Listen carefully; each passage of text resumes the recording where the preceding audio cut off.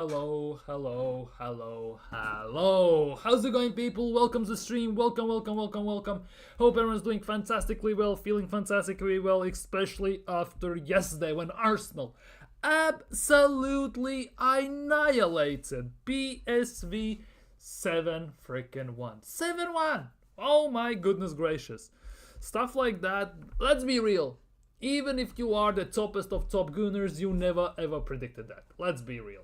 I predicted that Arsenal are gonna draw or lose. We actually went and destroyed them, which basically has put us in a position where we pretty much are in already in quarterfinals of the Champions League. It was insane. I'm not gonna lie, it was a nuts game to watch. It was an insane outcome, insane result, and our finishing in general. 8 shots on target, 7 goals. The finishing was on top. The issue about this is, though, can we replicate it? And specifically in Premier League. Because let's not get too excited. Let's calm ourselves down.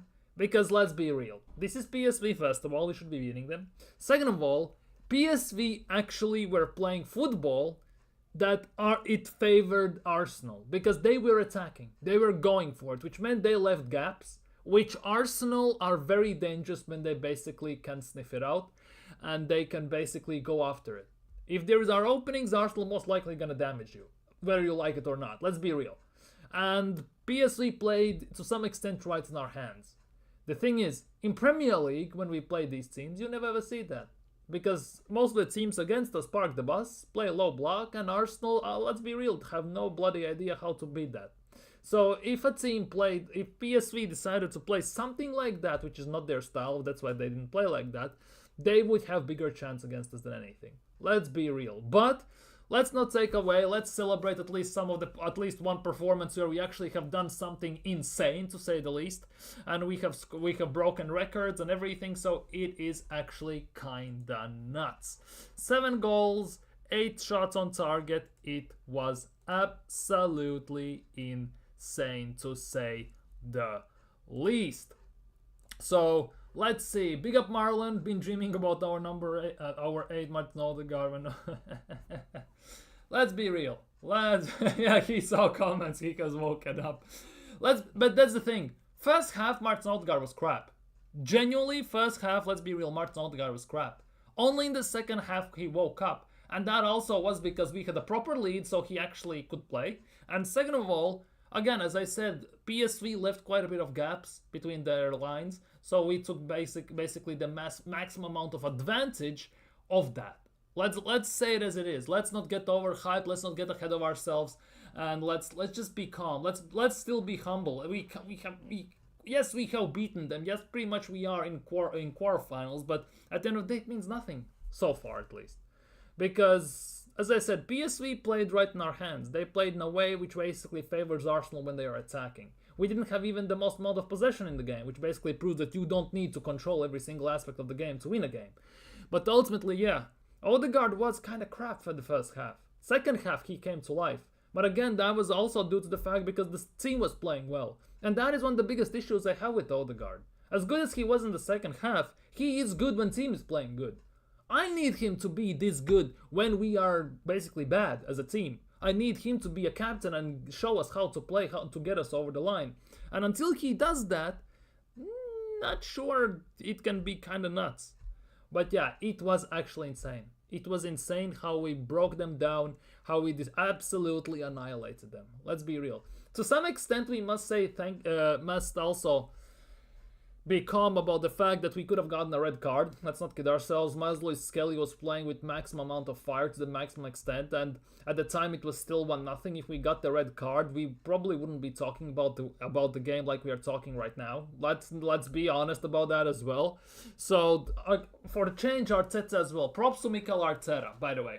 If you know I don't want Arteta here, I say that he's not good enough. But for yesterday's performance, some balls. He took off Skelly. He actually made the proper subs to some extent. Let's be real. I would have liked to see more youth, but we were ruthless for a change. We got the job done. And in second game, in the reply at Emirates, I'm expecting youth. I'm expecting Oyedeji. I'm expecting quite some rotation and everything, because For Arsenal to lose at 6-0 at Emirates, at least, to get its overtime, extra time, sorry, there's something drastic needs to happen. And let's be real, making about 4 or 5 changes and putting some youth on the pitch will not affect us that much. Let's just put it that way. Haaland has done it again, and why wasn't Kabia subbed on or Yadeji? Like, I think they will play the second game. At least that would be the logical reasoning for them. Because we have these games: United, PSV, and then we have Chelsea, right? So if we want to have proper squad against Chelsea as well, we pretty much can play, we can rotate quite a bit, because 6-0, I don't think Arsenal will ever lose like that at Emirates to some extent, especially against PSV. Unless something major and insane happens, we get like 3 reds and then everything falls apart.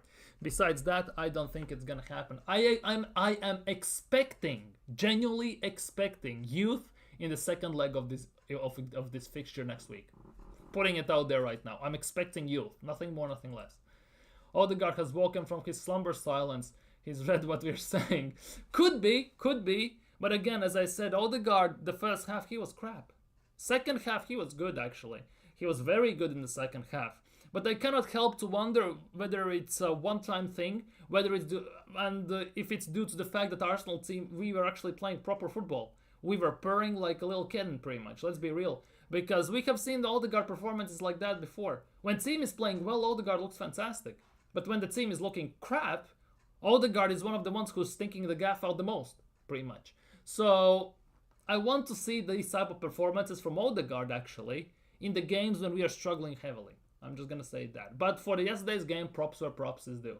He got man of the match from Arsenal's fan vote, I get it. But hey, it is what it is. But for a change, he scored 2 goals and got an assist, so pillow foot actually wasn't a pillow foot. He actually had a concrete foot for a change as well. And by the way, look what happens when you shoot from outside the pitch, but outside the box as well. Look, Calafiori, yeah, Calafiori should be playing up front. Like, kid you not, Calafiori should be playing up front. The finish he did on his weak foot to make it 7-1, quite amazing finish as well. And I don't want to get ahead of myself, let's be real, but to some extent, I kinda can draw parallels with Gareth Bale here. Obviously, not maybe skill-wise and everything, but Gareth Bale as well started out as a left-back, but he ended up at right wing/striker. And Calafiori actually is a better forward. He cannot defend to save his life in Prem, let's be real. So he can actually be a forward to some extent, so he could be some type of level Gareth Bale situation happening at Arsenal. Who knows? Genuinely, who knows? Time will tell, obviously, only. Bro, still praying Marina in center forward. Maybe at some point we will see Calafiori up front as well, by the looks of things. Oyedeji, I hope Oyedeji starts the game at Emirates next week. I genuinely hope Oyedeji starts the next game at Emirates. Anyways, Arsenal has made history with that match yesterday, and Nwaneri with his goal. Yeah, they have made history. Nwaneri was phenomenal yesterday. Let's not kid ourselves. And it's actually that's third youngest goal scorer in Champions League history, behind Jude Bellingham and someone else, I forgot the name on top, Yamal and everything. It's actually kind of insane. It's actually kind of insane when you think about it. You could see that this game was something different, but obviously it's the way PSV plays football. They don't sit, they don't play low block, they don't put 5 at the back and everything like most of the teams do against us in Premier League, and that's why we could have picked them apart very easily. Let's be real, because when teams attack against us, better chances than not, we are one of the most dangerous teams you can imagine. Let's be real. If we actually are on it, let's just put it that way. And it also shows in the finishing: 8 shots on target, 7 goals. Pretty much immaculate finishing when you shoot on target. So it is what it is. But yeah, Nwaneri yesterday was phenomenal, genuinely phenomenal. My big Miles, man, Skelly first assist since Benny Blanco back, and with him left back. Dude, Skelly yesterday was playing with fire to the maximum extent, as I said. Got lucky that he didn't got the red card as well, second yellow. I think also, the thing is, the first yellow he got, right, on the foul on De Jong, you could actually not classify as a yellow, but give it just a foul, right? So I think maybe the referee, to some extent, maybe compensated for not giving the second yellow for the time he maybe gave a yellow for the first foul, right? But it was nuts, and I props to Mikel Arteta, big up to Mikel Arteta. Yeah, you don't hear that often from me, but big up to Mikel Arteta for actually having balls and taking him off, like instantly in the first half already. Obviously, could have gone worse because if he got the red, it was only 1-0, and then the game could have gone either way still, I believe. But yeah, props to Mikel Arteta for taking it off when time was right. Let's just put it that way. Timber, yeah. Timber like a salmon. Whoop, and it's 1-0. And I'm not gonna lie, Timber actually was quite fantastic. Timber actually was quite fantastic. You could see that he came from Eredivisie because he was playing against PSV, one of the fiercest rivals Ajax have. And yeah, obviously Timber is from Ajax. And I think Timber as well, in the last 4 or 5 games he played for Amsterdam Ajax against PSV, he had lost those. So it was especially personal for him. And you could see that in the performance. He was like a man possessed to some extent. He was like a man possessed. And I absolutely love it. I'm not gonna lie. I absolutely love it. Anyways, not gonna lie, Partey looked ghost. Yeah, yeah, Partey yesterday, that was... What the hell he did in the box in the end of the first half? It was insane. Why are you playing NFL there? I have no idea. This is football, not NFL. Let's just put it that way. The way he put his arm around the player's neck and everything. Why are you doing that? Why are you even have any idea of doing that? That is a bit different. That's a bit different. Big up BX Gunner, my guy. Long time no see. Big up, my guy. This felt like another Leicester win.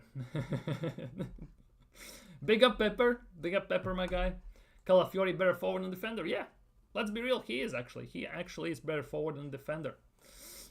Raul pretty much just woke up, said you think I'm shit, and I will show you why I'm the captain. Well, as I said, first half he was crap, and second half he actually was proper footballer. The thing is, I don't think he will do that ever again this season in Premier League, unless teams play the same style as PSV. Because let's be real, we're gonna play most of the teams that gonna have like low blocks against us, and Arsenal have legitimately less than 0 ideas how to beat those, and Odegaard struggles in those situations. So enjoy this while this lasts to some extent. This might be the last time we see Odegaard play like this season. Potentially, right? Not taking any credit away from him, he was fantastic in the second half, but overall it could go south real quick. I don't think Odegaard repeats that. The second goal, he was poor save, attempt by goal. No, noodle hands. Let's be real. Benitez had noodle hands. And yeah, Perisic was running the mouth about Arsenal that we cannot get it together when it matters the most before the game, and we spank him 7-1. It's the Spurs gene, isn't it? It's the Spursy gene in there. He's a Gareth Bale, plays left back, but is more of a winger strike.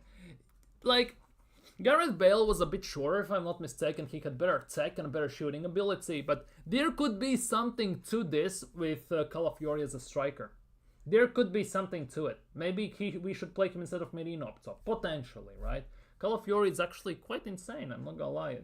He plays as a striker, he scored with his weak foot as well, that goal. And how comes our defenders have better finishing than our attackers also is beyond me. By the way, speaking of attackers, right, Trossard. The goal Trossard scored was just mwah. The back heel and everything, then chipping the goalkeeper, just mwah, fantastic goal. Arteta saw the danger with Miles Lewis-Skelly there. Totally agree. Yeah, and he did it. Big up to Arteta for having cojones to actually make an early sub for a change. Partey, what were you doing? That is the question of the century. Genuinely, that's the question of the century. I have no idea why he was putting his arms where they shouldn't be. And I'm not talking about nose. Man, Rice was as well fantastic yesterday. Arguably best Rice performance this season. Arguably best performance we have seen from Declan Rice this season. Same goes for Trossard, I would argue. The second half performance from Odegaard, arguably as well the best performance from Odegaard we have seen this season as well. But yeah, it's kind of nuts. But let's be real, let's not get carried away with this. It's PSV, we should be beating them anyways, first of all. Second of all, like the finishing wasn't top notch, and PSV pretty much played right in our hands with their style, how they play and their tactics. So let's see if United played that way against us. Let's see if Ipswich play like that. Let's see if these Premier League teams start to play like that against us. They never will. Let's be real, and Arsenal will struggle. 1-0 Harry Kane. Damn, he scored. He's tired, bro. Could be. Partey could be tired. Definitely could be. Could play Rice as a 6 for a change. I don't think he will. He is gonna play against United 100%. I would give Thomas Partey a rest for the next game we have against PSV 100%. I don't want us to rest too many players versus PSV second leg. Yeah, no, I'm not saying too many. I would, for example, try Oyedeji up top, because that definitely won't do any harm to us. We can explore some other switches somewhere here or there. But I think Arsenal also have yellow card issues, don't they? There are there are like 3-4 players who needs to get one more yellow card, and they will not play the first game in quarterfinals at Emirates against Real Madrid or Atletico Madrid, who we're gonna get to in a second. Are other rest players in the Premier League? Yeah. Against United, maybe no, because it's Old Trafford and everything. But yeah, the Prem is gone. Let's be real. We can maybe take a bit of a hit there, but I don't think we will. Knowing Arteta's ego and everything, we will try not to. Let's be real. But overall, it will be very interesting. Trossard, magnifique. Man, what a finish, bro. 6 goals season and 6 assists anyway. And, Yudeji and Kabi are not playing even being 5-1 up. That for me was the biggest issue there. We were 5-1 up, 6-1 up. We were controlling the game. No Yudeji, who still hasn't kicked the ball for Arsenal even for 1 second. No Kabi, no, none of the youngsters. I would love to see youngsters play against at least one of them against in the second leg against PSV. Yeah, rest the yellow card players for sure, because it is a bit of an iffy situation in that regard. Yeah, bro, Skelly has about 3 yellow cards. Yeah. Can't let him go no more. Exactly. So Calafiori can play, Tierney can even play. Let's be real. So we have options there no matter what. I would rest Timber. I would too. Ben White has come back. He comes on as a sub predominantly. But I think for PSV second game, when we don't need nothing from the game, definitely we can do that. Rest David Raya. Dude, Norberto Neto. Imagine if we actually play Neto in the second leg. In the second leg against PSV. I wouldn't be against that. I'm not gonna lie, because I don't think we are not that bad. Let's be real. To concede 6 goals at the Emirates, we are not that bad. And Man U will be more harder than wait, give me a sec. I got a message. Man United will be more harder. They always play like they're in prime against us. Yeah, we need to play. We need more fast-paced attacking football, and we need to play our main guys. And that's why I think against PSV it could be a good time to rest some players. But overall, it will be very interesting to see what Arteta does, because I would assume that we will play this same 11 against United. That would be my assumption, because only changes I can see is, for example, Ben White maybe Calafiori starts, although I wouldn't suggest that, and everything. So time will tell. Obviously, time will tell. We play on Sunday, so we have to live that far as well. You never know. Hell no, play Setford. Neto tell me Setford, yeah, why not? He has played a game this season for Arsenal. Why not give him a chance? Porter has even played for Arsenal. He's 16. So there are options for Arsenal to rotate some games, definitely. You want Neto to run out of goal and cost us? Dude, everyone running out of the goal will cost us. You saw how David Raya was running out of goal, doing keepy-ups pretty much towards the end of the game. That was actually nuts as well. By the way, about David Raya, right? One thing I beg Arteta stops is playing David Raya 50 yards out of goal. Like, there are times I'm watching the game, I'm looking how Arsenal are playing, and then randomly on the right of my screen I see David Raya being at the center circle. Like, that doesn't fly with me, because if it's a more dangerous team, or even a small team, on any given day, they can basically score from the center circle easily. They can lob us and we are done and dusted there, so that is something I don't want to see. I'm just gonna put it that way. Well, we can lose 5-0 and still... Exactly, that is the biggest thing, but losing 5-0 at the Emirates against PSV, I don't think people would stand for it, would they? So I don't want even to do that. If it's a draw, I don't care, right? But because especially if we rotate, so I wouldn't be against that. But losing quite in emphatic fashion, I don't want that. I'm playing Neto isn't gonna make us a Saltman. Well, playing Neto... Exactly! Playing Neto is not going to make us automatically lose. Even playing Setford is not going to make us automatically lose. Because look at the stats. Like, genuinely, look at the stats. Like, in the game. PSV had 12 shots, only 2 on target. Raya could have basically balanced his checkbook, handed in his receipts and everything, made some tea, spaghetti, or sit there on the bench, eat paella on the edge of the box and everything. He didn't have to do much, so... To some extent, maybe that could be the case as well. Like, it doesn't mean that we're going to instantly concede if we play someone else. If we concede 5 clear shots, that's... yeah, exactly. That's a defensive problem. Instantly, if we concede 5 defensive shots. And let's be real, it was PSV's issue. We had 8 shots on target, 7 goals. So that was definitely, it was something due to our efficiency as well, but it was definitely a defensive issue to maximum extent as well. Big up Mike, my guy, how you doing today? You could put me in goal and we might still win the tie. Okay, let's not get ahead of ourselves here, right? You could put me in goal and we might still win the tie. Let's not do this, right? Let's not, genuinely not do this. With you in goal, they would lob you from center circle easily.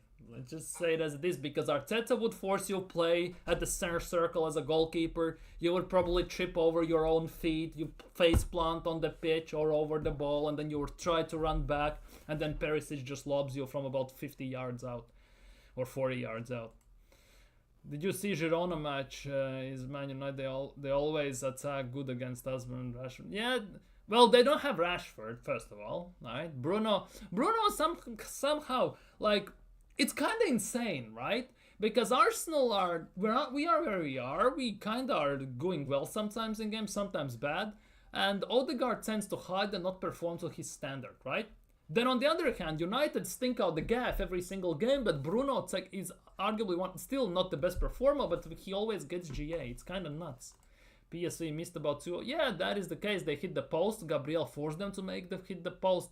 But that is also the case. They missed the chances, but I played in goal in the Inter-House tournament. I got this. Inter-House tournament, dude. That sounds something really I don't want. That's like internal solutions for Mikel Arteta. I don't want to know too much about that, you know. What you do in your free time is your own business. And what about playing Theo, Julian, and Josh Nichols as fullbacks against... Nah, I don't. Too much rotation also will do more harm than good. We cannot get carried away with the rotations. We cannot get away with the rotations. We cannot basically swap the whole 11 for youth and bench players. We just cannot afford to do that as well, because that definitely would be a disaster to some extent. So we cannot, as I said, we cannot get carried away with ourselves. Yeah, exactly. You know it, internal solutions and all that. Anyways, what has the Waffle Master said about the game? On tonight's performance, I really enjoyed the match. Thank you to the players for the performances they put into big night against us. Really good side. Good job. On how big is this win could be? Well, it's obvious. Gives us a lot of joy, confidence and belief. And then in football. The thing about this is, though, we scored 7 goals. We pretty much basically scored every single chance for the times we missed the goal for the last month or month and a half, if not more, right? So I just hope it doesn't repeat itself again, that we again start to play 0-0, 1-0 wins or draws or losses, and, well, basically draws or losses, and then all of a sudden we play a random game, we smash 8 goals, basically balance it all out. Basically, I don't want to see that as well. I want consistent goal flow every single game. Yeah. Yep. I'm only changing the goalkeeper. You want to play a bunch of teams in the UCL. I would basically put Neto in goal. We will get to preview, let's be real, at next week, but I would put Neto in goal. I think playing Oyedeji as a striker, right, wouldn't be the worst option as well. I strongly believe so. Then maybe give Partey a rest, put maybe Jorginho in there or something like that. That wouldn't be the worst things. But if we start to talk about playing Nichols as a right back and then Kabi as a right wing, that totally disrupts the team instantly. It wouldn't be the same. They got school in the morning. They got home. Yeah, that's true. That as well. We cannot forget about that, especially with Max Dauman and other those people, right? They still are young. They still are studying. On goals from all over the pitch, there were a few players today. We are ready to take the initiative. When you got the stage, you have to really play and love the game and take initiative and go for it. Yeah, you have Richie with the movement of a 9. Oh, dude, here we go. We have Calafiori. That's Calafiori if you didn't know. With the movement of a 9 and scoring on his right foot. That's what I'm talking about. Flow, courage, and playing the way we want to play. So basically what that means, Calafiori, we might see Calafiori as a 9 very, very soon, potentially. On Ethan Nwaneri closing in on a record for most goals before turning 18. Yeah, what a trophy for Arsenal. I don't think that he needs any pushing. You see him every time he's the ball. What's the intention? If he comes off, he comes.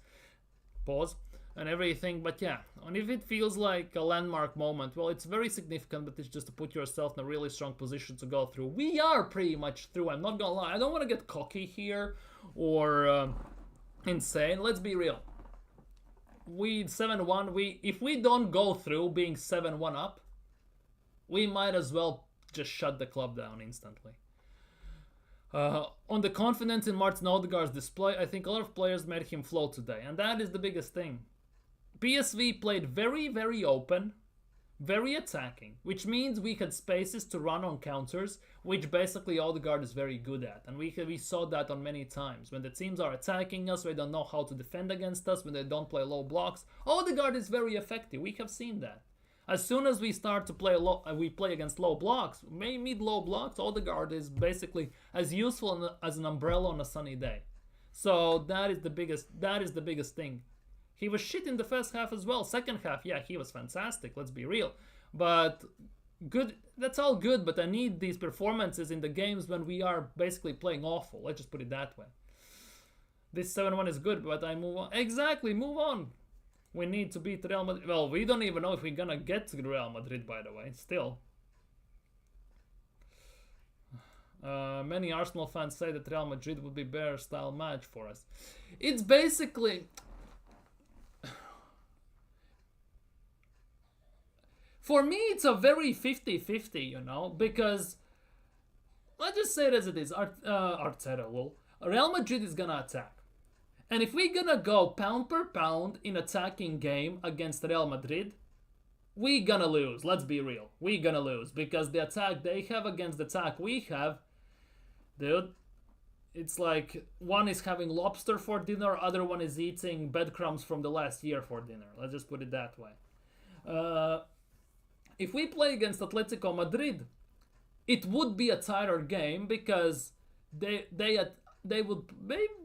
Arsenal's defense, it would be a match of two defenses. It would be more of a stink fest than attacking fest, let's be real. And we could edge it. Against Real Madrid, edging it would be much harder in my opinion. That for me is a big issue. 5 goals and 6 assists for Odegaard isn't good enough for Odegaard. I want to see more. The biggest thing is, see, 5 goals, 6 assists. He has 11 points. He got 3 of those points yesterday. So for the rest of the games, he got almost nothing. I marginally prefer have Atletico Madrid. I see that. I genuinely see that. Winning Mbappe, Rodrigo, John defend like against West Ham. We could exactly. And Real Madrid played yesterday without Jude Bellingham. Let's be real. He had the suspension, so he's gonna play on the in Wanda Metropolitano as well. Let's not forget that. Paul Kubrasi sent off for Barca. Oh, that is kind of nuts. That is kind of interesting. I'm not gonna lie. Kubrasi is off on their best defenders. So that means they could. Pavlidis might score something soon. Atletico will with the rock hard defense and Alvarez scoring. Yeah, that is the. By the way, the goal Julian Alvarez scored yesterday, phenomenal. If you haven't checked the goal Julian Alvarez scored yesterday, you have missed a lot, because that goal just that's incredible goal. You don't see those goals too often these days. Let's be real. And also the goal Brahim Diaz scored to put them 2-1 up for Real Madrid. That goal also was fantastic. The dribble, the moving at his feet and everything, just fantastic. And the finish as well, exquisite, bottom corner, just like, I want to see that at Arsenal as well. Would love to see that. Let's just put it that way. Yeah, Messi definitely. That was Messi, yes, just from the other side. Let's just put it that way. And if the boss knew we would score 7 goals, I knew it was coming. I'm joking. That's the beauty of football. If I gave everybody in the room an envelope to predict what was going to happen tomorrow and who is going to score, that's the beauty of football. What? Football is you did very well today. Oh, that sounds like a waffle. I kind of don't want to even read that. I'm very sorry. On achieving our biggest away win in Champions League history. It's something that hasn't been done, so it's great to be part of that. Yeah. On sharing the goals around the group. It's been like this for the last 3 or 4 years. Well, that's your fault, you dumbass. We score a lot of goals, and then and the way we share the goals around the squad has been really impressive. So it's really good because we are not just depending on one player. Nobody says if you sign a striker, you have to just depend on him. But you need someone at the top who scores maybe a bit more than the others, just because He can. He should. He can get you over the line. When we don't score, we know it's going to. Wait. When we don't score, we know that's going to happen. But I'm very pleased. I think the quality of the goals tonight were incredible. I'm not gonna lie. All the goals were quite decent. That also I have to put it out there. All the goals we scored pretty much were quite decent, to say the least.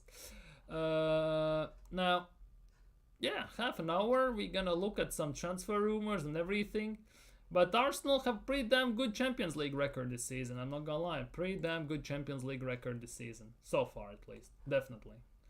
Why didn't we sign him from AC Milan? He could have made our attack unique. And PSV players were still drunk from the carnival. Maybe. But yeah, he could have been our new duo with Saka. Who knows? But yeah, our Champions League record in general has been quite decent, I'm not gonna lie. For a change, we have good record in Champions League. The biggest thing is, I hope we haven't basically scored all goals against PSV and then in the next leg we basically cannot even get a shot on target. I just hope it doesn't come down to that, let's just put it that way. But yeah, we have conceded only 3 goals so far in 1, 2, 3, 4, 5, 6 and 9 games, so that's very good. We have scored some decent amount of goals as well, 1 loss, 1 draw and 7 wins, sorry. So that is actually a pretty darn good record and it's something to look forward to in terms of Champions League. Let's just put it that way, yeah. So it's not the worst, it's not the best. Well, it's very good, it's not the worst, so definitely it could be quite fantastic. Yo, okay, these are some one of the narratives that gets currently pushed from the top Gunners, by the way. I'm just gonna put it out there because I have to. The last time Arsenal won 5 Champions League games in a row during a single campaign, they went on to reach the final. Yeah, that final still haunts me to this day, I'm not gonna lie. If we get to the if we get to the final, somehow basically beating one of the Madrids, then beating who we get next, PSG, something like that, or Liverpool, or Aston Villa, something like that is next for us, right? So if we even beat those and get to the finals, and we have to play like Barcelona or something, that actually would be kind of insane, genuinely insane. Yeah. If we get past Madrid, we will have to play PSG or Liverpool or Villa or Bruges. So basically it's gonna be either Villa, because Villa won 3-1 away yesterday as well, and then PSG or Pool. Can you imagine 19 years later Arsenal versus Barcelona once again in Champions League final? Like, hypothetical what-if dream scenario. Imagine the scenes, imagine the storyline behind that. UEFA Lona and everything, and Hansi Flick versus Mikel Arteta. Can you imagine that type of Champions League final? That actually would be one for the ages, I'm not gonna lie. And Thierry Henry believes that Arsenal can win Champions League. That's nice, but yeah. Some other news. This is something I want to see from our captain. I'm not gonna lie. As much as I criticize him and everything, this is something I want to see from our players a bit more. From our captain more specifically as well. Martin Odegaard admits he hasn't been anywhere near the level needed this season. This is something I want to see. Accountability for his own, well, lack of actions. Let's just put it that way. I cannot say even actions, it's the lack of the action. Let's just say that. This season, personally, I haven't been good enough. But 2 goals, an assist, and the man of the match is a good step in the right direction, basically. Exactly, and that is something I love to see. Accountability. For a change, one of the Arsenal's players have come out and said the right thing. For a change. It's no PR, no nothing. He actually has held himself accountable. And props to Martin Odegaard for that. I'm not gonna lie. Props to Martin Odegaard for that. Ethan Nwaneri has won Arsenal's Player of the Month for February, so congrats to him. Teenager wins a Player of the Month for February. And now what we're gonna do is look at some rumors regarding Arsenal and basically concerning Arsenal in terms of transfers. Because what would be this show if we didn't speak about transfers and stuff like that, of course. So, first things first. Benjamin Tesco bag. Tesco, Tesco, Tesco. PSG are apparently all over Liverpool right now. Wait. Well, the game is in Paris, so I wouldn't be... Well, I'm not gonna lie, based on stats, they definitely are. Based on stats, they definitely are. 10 shots, 4 on target against 0 shots and 0 on target. You could say that in the first 20 minutes of the game, PSG definitely are dominating. First half an hour of the game even. PSG 100% are dominating so far. The only thing missing is a goal. And the biggest thing about PSG these days is that they don't have star-studded team. They don't have Neymars and Messis and all that stuff, and Mbappe's. They don't have stars as much in the team as they actually, for a change, have a team. And Luis Enrique has done a fantastic job there to building it that way. Hasn't given in under the pressure of some bigger stars, all of that has left and everything. He's doing quite fantastic job, and I cannot definitely kid that. He's actually doing quite fantastically well, I must admit that, to some extent. Will he win anything in Europe? Who knows? But overall, he has done some fantastic job. He has built, for a change, actually a team. Let's be real. So that is good for him. But yeah, PSG are all over Liverpool, at least currently. Anyways, I don't need Grog. Fuck off. Benjamin Tesco. Apparently, Manchester United, Spurs, and Arsenal have expressed an interest in signing Benjamin Šeško. That's allegedly, of course. And under 80 million euro release clauses. That's about what, 67, 70 million pounds? Something in those lines? Why would you sign Šeško if you can sign Victor Osimhen? That for me is the big question. I don't think Šeško is the answer, first of all. Second of all, if we get Andrea Berta as the sporting director, kind of get the feeling that Šeško will not be in the list of the players we want to sign. Kind of get that feeling, because he doesn't deal with Šeškos. He deals actually with some proper strikers like Osimhen, like Gyökeres and stuff like that. This was a nice stat yesterday. PSV's team is 3 times cheaper than Arsenal's 11. Imagine the scenes, 3 times. 3 bloody times. And if we lost that game, that actually would be kind of nuts, I'm not gonna lie. Anyways, here is the big one. Here is the big one. Arsenal are interested in snapping up, that's a new buzzword for a change, Victor Osimhen this summer. His 62 million release clauses, which are less than Benjamin Šeško's release clauses, by the way, makes the Nigerian a more affordable target than Benjamin Šeško. As I just said, I didn't even read that statement, by the way. Or Alexander Isak, who obviously would be around 140, 150 million. We have hope, because 62 million pound release clauses, if we get Andrea Berta over the line, this actually would be quite fantastic. Signing Osimhen, imagine if we signed actually Victor Osimhen. I would love to see how he would fit in the team, because that kind of feels a signing that Arsenal should be making in the first place. Would you take Osimhen at Arsenal? Now, I don't want to open the I know we can open, I don't want to open the link, but basically this is about Martinelli. Allegedly. This is about Martinelli. Barcelona want Martinelli for 45 million euros. And we are not talking about Merino, it's about him. Thomas Partey. There have been lots of speculations in recent weeks, specifically surrounding Thomas Partey. I'm not talking about the other side of the footballing world. I'm more talking about his contract in this instance, because in recent days there have been very mixed reports regarding Thomas Partey and his contract at Arsenal, because obviously his contract runs out at the end of the season.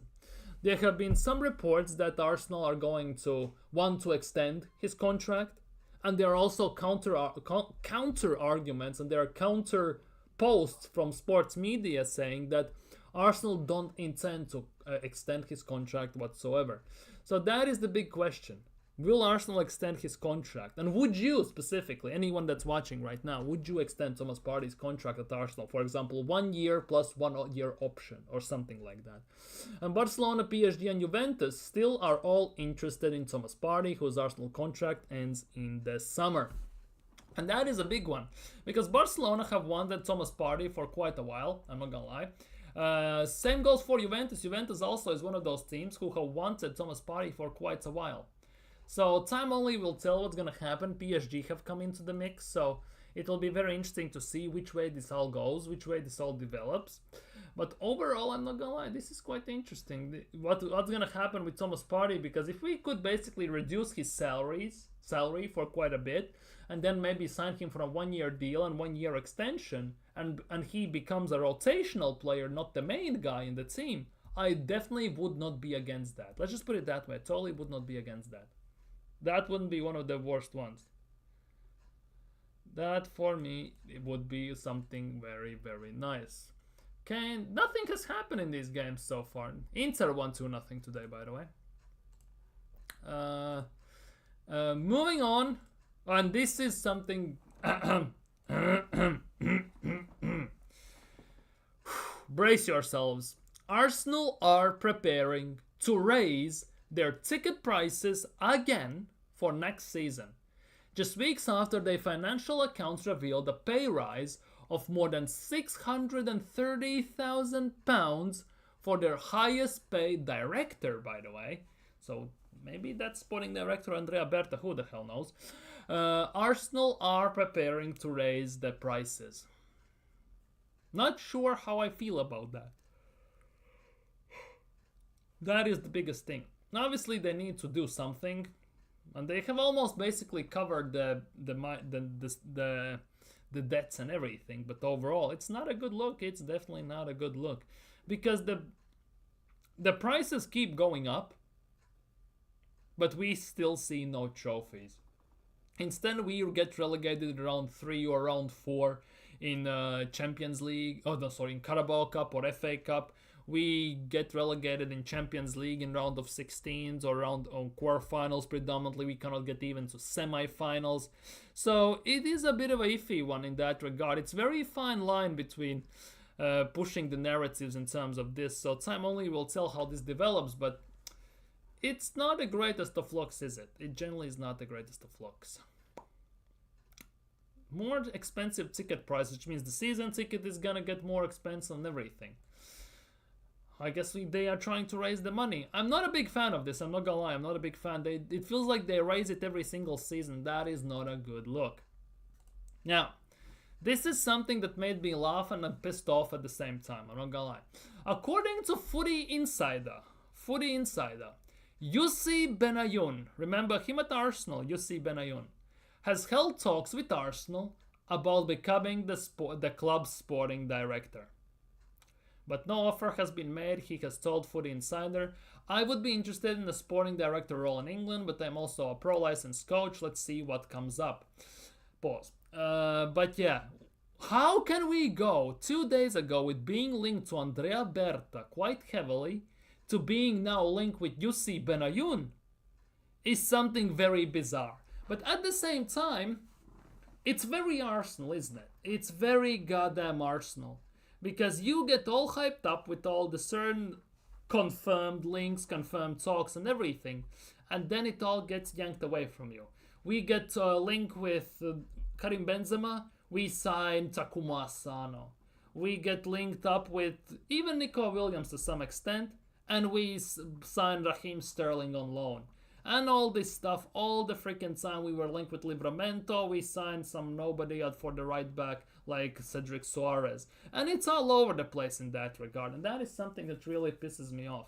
But how in 2 days' time we have gone for one of the best sporting directors you can get these days in Andrea Berta to Yussi Benayoun is actually kinda nuts. It's actually kinda pathetic and embarrassing, I'm not gonna lie. This is very, to some extent, very weird. Hell no, not another Arteta fangirl. We want Berta so he can get... Exactly, I want Berta. He's my favorite. He was my favorite when the list got announced by Athletic as well, and Ornstein and everything.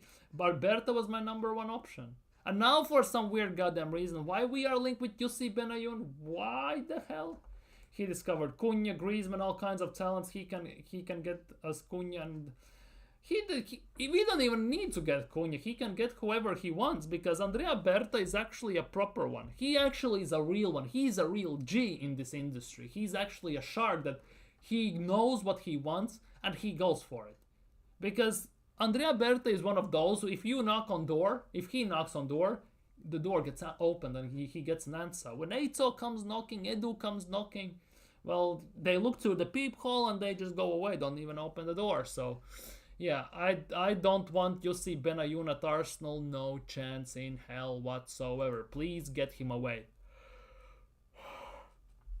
Very sorry. As far as possible from this situation. Still 1-0. Only 1 goal in 3 games at halftime in Champions League. A bit of an annoying one, isn't it? A bit of an annoying one. In Asia Cup, Al Ettifaq are losing to Duhok. No idea from where Duhok is, I'm not gonna lie. From where is Duhok? From Iraq. Okay, that's from Iraq. It's a club in Iraq. They're losing. What's the lineup for Al Ettifaq these days? Rodak, Abdul Rahman, Henry, Medran, Tokoi Kambi, Vitinho, Wijnaldum. Not the worst one. Archie, Demar Gray is on the bench. It's actually not a bad lineup. Who's the coach though? That's the big question. But yeah, how they're losing, I have no idea.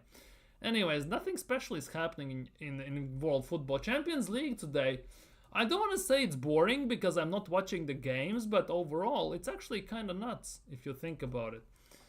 The game between Bayern Munich looks like it's been more or less in one end by Bayern dominating. Barcelona got the red card for Kubrasi, Olmo got subbed off, Araujo came on.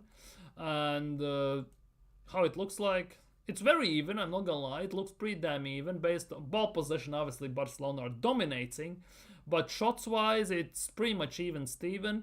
XG wise, if you are merchant on that thing, it's also pretty much even Steven. So it's not that bad for deal. And PSG, from what I last watched, yeah, they're absolutely dominating against Liverpool. How is that working? Look at these stats. Wait, I'm gonna refresh the page just in case. Look at the stats between PSG and Liverpool. Obviously, I'm not watching the game because I'm live, but looks like Liverpool are genuinely parking the bus pretty much, aren't they? PSG, 12 shots, 5 on target, 68% possession. I think Liverpool have pretty much gone to Paris, to basically just with the thought that they need to get at worst a draw out of this. So they're gonna get the job done at Anfield because that's could be the game in quite opposite direction in a way. So it's kind of weird. 91% pass accuracy, 300 passes and a half is actually kind of nuts as well. So let's see where does that lead us. But yeah, it's half times almost everywhere and there are no goals, which is kind of like pissing me off in terms of that. Let's see what are their other news regarding Arsenal. Calafiori on Instagram, Skipper and everything. PSG remain keen on signing Joshua Kimmich and are one of 2 clubs have submitted a formal offer. Arsenal are still in the race, but are considering other options like Zubimendi. A contract extension at Bayern Munich is still also possible. That's according to Pletty-Goal. That is all according to Pletty-Goal. Big up TK, big up TK, my sweet prince, who should be playing as a striker, the GOAT striker, Calafiori, the striker we didn't deserve, basically. And everything. But to be honest, to some extent, his finishing is better than most of our attackers. He can finish goals on consistent basis on both feet, so kind of makes sense, doesn't it? So I heard on streams as well today talking about the fact that he low key is something like Gareth Bale. I'm not talking about the skills, ability, and all that crap, but Gareth Bale as well started as a left back and then became a right wing / striker. So Calafiori could also be an attacker for us to some extent. Rob, we are gonna play Albert at striker at this rate. AirPod Albert. I was thinking Josh Kroenke as a striker. That was my option. Since he's with the team at the moment, why not? Oh, by the way, TKA, this is specifically for you because I know you love this kind of stuff. Yossi Benayoun has held talks with Arsenal about becoming sporting director. I know you love this stuff. I know you love Yossi Benayoun. Josh will stay offside like I shall speed. Probably he will try to take the ball and punt it 60 yards or something like that. Definitely. I know. And Yossi Benayoun has held talks about becoming sporting director, but no offer has been made. He has told to Footy Insider. Has he told it himself? Has he told it himself or something? He has pro licensing coaching, so he may be looking for a job and using Arsenal as a PR boost move to get something, but it's kind of nuts. How do you go to bad news instantly after the bird? Exactly. How in span of 2 days we can go for one of the top guys in the job, in Andrea Berta, to basically going to Yossi Benayoun as potential sporting director? That, to be honest, that, as I said, that sounds pretty much like Arsenal, doesn't it? We get linked with Benzema, we sign Reo Miyachi. Or no, not Reo Miyachi, Takuma Asano we sign. We get linked with someone like Ronaldo, we sign Yaya Sanogo or something like that. And it's genuinely Arsenal. We get linked with Kante and then we sign Granit Xhaka or Lucas Torreira or something like that. It's very Arsenal, isn't it, in that regard? And it's gonna be like that, by the way, till end of March pretty much. Because Arsenal obviously are in no hurry to get the job done ASAP. Which means they will basically weigh their options, look at from all the angles. Which means we have still more than 3 weeks of this nightmare to read and look at all the time. I swear, Rob, every person that wants to make money just offers them to Arsenal. Basically, if you want to sell your player and you are an agent, you just say Arsenal have been linked with him. Pretty much you can do that, and that instantly gets you about 6-7 times more traction in the media. Then it gets more traction from maybe other clubs as well. Maybe instead of 2 you get 6 or something like that. And then you have a choice. Or you want to sign a new contract at the club. That's what Sesko did with us last summer. He was linked with Arsenal half the summer and then he signs a new deal. So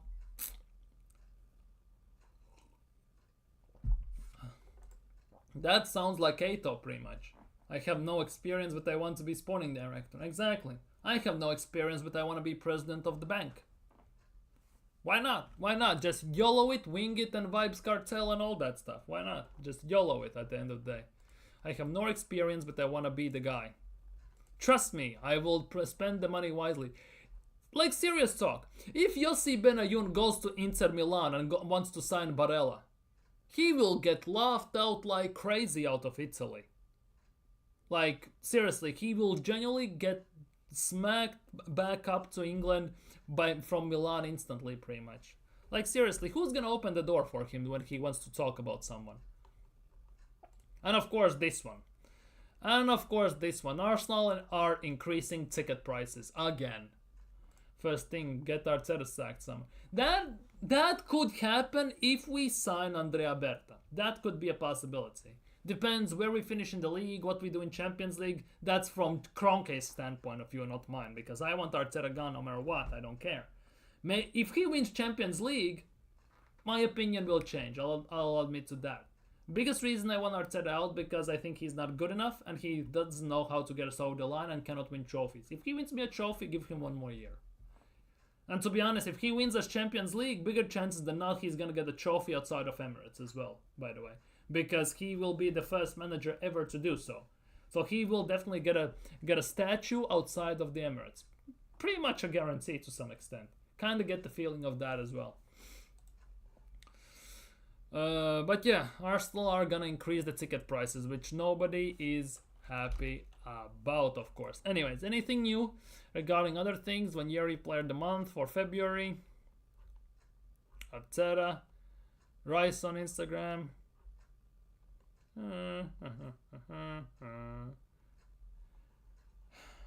This game. The question still remains. Who would you rather face in the quarterfinals of Champions League? Real Madrid or Atletico Madrid? Because facing each of the sides has certain pros and certain cons. And based on how Arsenal are playing, I don't even know which is the better option, quote unquote, putting in quotation marks. That for me is the big. Yeah, that is the biggest thing. That is the biggest thing. We are screwed either way. The only thing I can say is that against Atletico Madrid, we will have bigger chance. Yeah, that is the biggest question. Even with Saka, I don't see us beating them. That's the biggest thing. For me, the biggest chance we have is against Atletico Madrid, because whether you like it or not, if we play against Real Madrid, the strength of their attack in general is gonna smother us, no matter how you look at things. And especially if we start to play like we did against PSV, attack per attack, it will be a no contest. It will be a knockout in 5 minutes. It will be 6-0 by halftime. Arsenal is gonna be down. And yes, we will get at them. There's no question about it, because they're not that sturdy defensively, especially given their injuries with Alaba, Rudiger, Vasquez. Not Vasquez, he's back. Who knows what's happening with Valverde? He has played last 2 games with muscle tear and everything. He's basically fighting through pain with everything. Militao is injured and everything. Against Atletico Madrid, for me, we have bigger chance. Personally, the way I see this, solely due to the fact that, yes, Atletico Madrid attack. Yes, we are screwed either way, no matter who we face. But they are more resilient defensively. I totally get that, which is not an issue for me, because we play pretty much Atletico Madrid's every single game in Premier League, against West Ham, against Nottingham Forest. We have seen how that goes, obviously, and everything, against Bournemouth away and everything, right? But we can actually handle them to bigger extent attacking wise. That is the thing. Our defense maybe could handle them to bigger extent. Real Madrid attack, with Rodrigo, Mbappe, Diaz, Goulet, who else is there? Endrick, Bellingham, and all these guys. I don't think we can handle. Yes, we have good defense, but I don't think they are good enough. Well, in terms of they are good enough, but they won't withstand the pressure that's going to be put on them. I'm thinking it that way. Saka can score against Madrid. That's not enough firepower. Exactly, that is the biggest thing. Saka scoring against Real Madrid, that's not enough firepower. Let's be real. Because what's the point? Because think about this. We are looking at the moment, right? We are looking at Trossard, Merino, Nwaneri attack, and Odegaard in the 10, right? Against Vini, Mbappe, Rodrigo, and Bellingham in the 10. It's genuinely a no contest at the end of the day. Let's be real. The only way I can see us maybe trying to slow them down and have a chance is if Mikel Arteta stops being stubborn and packs the midfield. Because their midfield is going to run in circles around us. Camavinga, Tchouameni, Modric, whoever you want to put there, right? So playing maybe 4-4-2 or something like that could maybe slow them down. And that could be our option. That could be our chance maybe to counter Madrid, Real Madrid to some extent. But obviously there's still everything to play for in Wanda Metropolitano, obviously. So that game is much closer than ours. So it's all speculation currently. Left wing options, French Neymar, Barcola, Dembele, striker with Osimhen. Could be. I'm not saying that's enough firepower, but we have just faith. We don't even know if Saka is going to be back by then. We are just basically we all are basically sitting here and talking hypotheticals. Let's be real. Modric is 39 still. Exactly. Modric is 39 and still playing better than all of our midfielders combined. That is the biggest issue here. Modric at 39 is still better than pretty much every single midfielder we have. And he is the type of midfielder we actually miss in our team. Because he's the type of midfielder who runs, who can defend, who can attack, who can shoot, and who has an insane passing and footballing IQ on him for the left 8 spot, for example, for Arsenal. Let's be real. Rice doesn't come close to that. So Arsenal definitely are missing, in my opinion, that type of player like Modric in that left 8. Obviously, preferably much younger, but hey, I'm just speaking in general. The GOAT will be back by April, and Nelly will be back last week of March. The sad part is I don't want to see Saka being rushed back. And the bigger, for example, we go through against PSV, we have Real Madrid, right? Especially if at Emirates we play a draw. Or even we win by some freaking miracle at Emirates against Real Madrid. the bigger is the chance that Saka is gonna get rushed back. Because Saka being back is a very... It's like walking on thin ice, as they say, right? It's a very iffy and it's very, very sensitive subject, in my opinion, in that regard. Ruiz desire duo options. Well, not on that stage. Not on this stage. Like, there is time when you can play the youth and there is time you shouldn't play the youth, nowhere near. And let's be real, playing youth against Real Madrid or Atletico Madrid, it's pretty much signing your own death certificate to some extent. Let's be real. So let's not do that as well. But personally, I think we could have bigger chance against Atletico Madrid. But overall, time will tell who we're gonna get. That time only will tell. What do you think about the midfield of Ruiz, Desiree Due, and Odegaard? Not good enough. For me, for example, midfield of... I don't even know. The thing is, I cannot stop envisioning Martin Odegaard as a left 8. That for me is a big issue. If we keep Odegaard at 10, right? Then for me, number 6 should be Declan Rice, first of all. Because that's what he's very good at. We saw that in West Ham for countless years. And that's how he helped the team win the Conference League. Let's be real. Under David Moyes. So why we are not utilizing that as well, I don't have no idea. Because Declan Rice, for me personally, is a disruptor. Is a powerhouse who disrupts play and unleashes the ball. Maybe sprays long diagonals and all that stuff. He is not the guy to create from deep end. So that means our left 8 spot is open. Where I can envision Odegaard playing. Where I can see Odegaard being very fit for the job. Which then means we need a number 10. And personally for me, Nwaneri could be playing in that number 10 with Saka on the right. That for me could actually be very nice and very interesting situation to look into, to explore, at least for Mikel Arteta. How long he's going to stay here, I have no idea, obviously, and nobody has besides Kroenke, so time only will tell. But overall, yeah, it's a bit of an iffy one. It's a 50-50 one in that regard. For me, it's a 50-50 in that regard. Because he's a goddamn left head. That's his actual position. This Redu is at Sen, who can play in the wings around the Goulet as an alternative for Guler for me.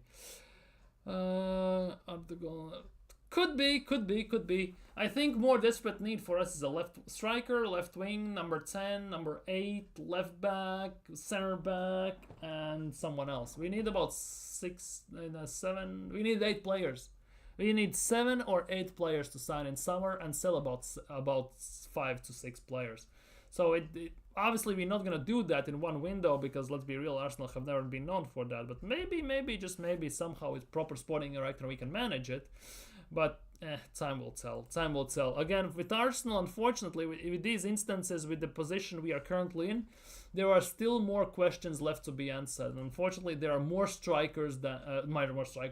more questions than answers still to this day. Arsenal's goals scored last 5 games.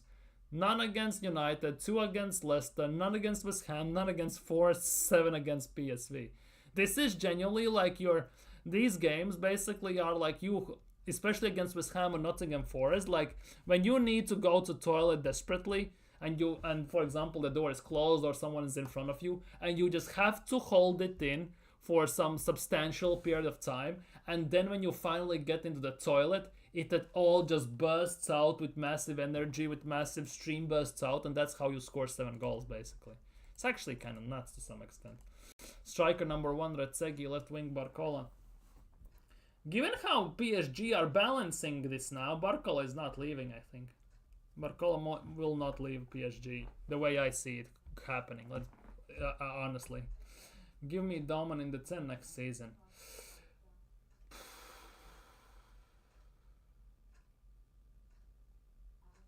I can see that. Just the question is if it's not too early for him. He's still young and he still needs to physically develop. That with Premier League, the biggest issue is the physical development. If you are technical enough, you can get away with it, but not to full extent. In other leagues, you can get away being very technical. Being very, very technical. Damn you, PSG. What do you mean, damn you, PSG? It's still 0-0 and it's half time. It's still half time. How they haven't scored? 12, like, that's kind of nuts if you look at the stats. How they haven't scored? Absolute domination from PSG in terms of the game. Actually, kind of nuts. Martin Odegaard on training since the Nottingham Forest draw. We've been working around the box, especially a lot of finishing, but it's the same as always. As we always work hard and try our best. The thing is, working around the box, especially, and a lot of finishing. The way that our opponents in Premier League camp on the edge of the box, the finishing around the box is pretty much non-existent. And yesterday, the way PSV played with letting so many gaps to be open, and the way Arsenal utilized it to the maximum extent, that's how I can see Arsenal playing in Champions League only. Because in Premier League, none of the teams we play against are going to play like that against us. Because they know what they're going to get burnt pretty much instantly. We showed that 2 years ago in the second part of last year's season. First you take Maradona, then wing, let go from Barcelona. Damn, I guess we have to go to school with Nwaneri. I don't know. It's actually kind of nuts. But yesterday, 7-1. I still kind of in a bit of a shock that that it's 7-1. That yesterday we won 7-1. With the goal scoring issues, the way we are playing with no actual strikers and having maybe two proper attackers in Trossard and Nwaneri, it was kind of insane to me personally how we absolutely annihilated them. But it was beautiful to watch because Arsenal need these performances. Maybe not even for goals' sake, because it's obviously goals are needed, but we get the job done in Champions League so we can focus maybe on the United game a bit more and Chelsea game afterwards, because let's be real, technically and realistically as well, the second game at Emirates is just a formality at this stage. Maybe we can focus a bit more and recharge mentally and everything. That was definitely a boost for the team in terms of scoring and mental boost, so let's see if they can build on that. And playing at Old Trafford is one of the toughest ones you can imagine, because no matter how much they stink, they always somehow turn up against us. Obviously, we're going to talk about that more in the preview on Friday or on Saturday. But yeah, that game is going to be completely different from the game we played yesterday.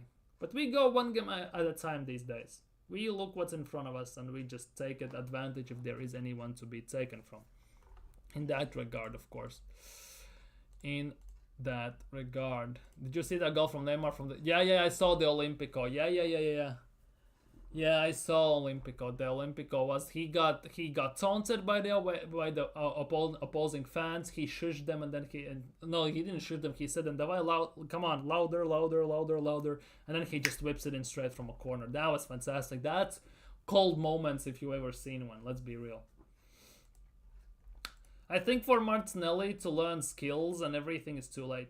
You either have it or you don't to some extent. Because you need to have some natural movement in it, and you need to have it basically learning from young age. Let's just put it that way.